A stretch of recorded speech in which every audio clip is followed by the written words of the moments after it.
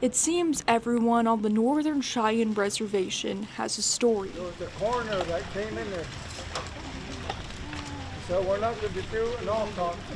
A story of loss, grief, death, or violence. These stories need to be told. But for one family from Busby, it isn't just one story, but many. I feel like our family deserves some closure to it. Candace Elkshoulder has lived in Busby her entire life, and just a few years ago, her life flipped upside down. He was found dead June 21st, 2021, in a party house in Busby. According to Candace, her son Chad Elkshoulder was murdered at 33 years old. She said he unfortunately fell into the same cycle many on the Northern Cheyenne Reservation do. When you live on the reservation, especially with our younger ones, there's nothing to do here. There's really no encouragement to finish school, go to, and he kind of ran into that. Chad isn't the only person Candace had to bury. Less than a year later, her son Joe died, and last year her nephew, Josiah Small, was murdered in Billings. What that came down to was Cheyennes killing Cheyennes. It shouldn't be that way. We should all be trying to work together.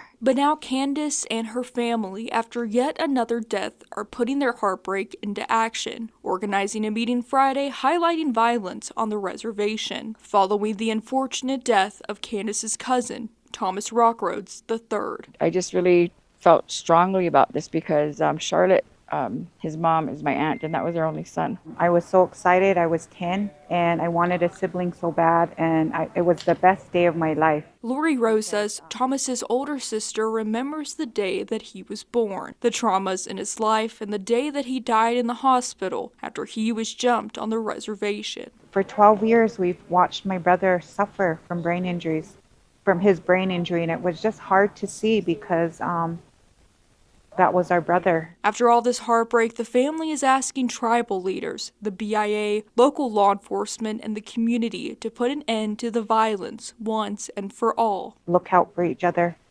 I think it's going to take a community to watch out for each other because it's very rampant here. Just hear our plight right now on the reservation and, reach out to us. In Lame Deer, Matt Carmack, MTN News.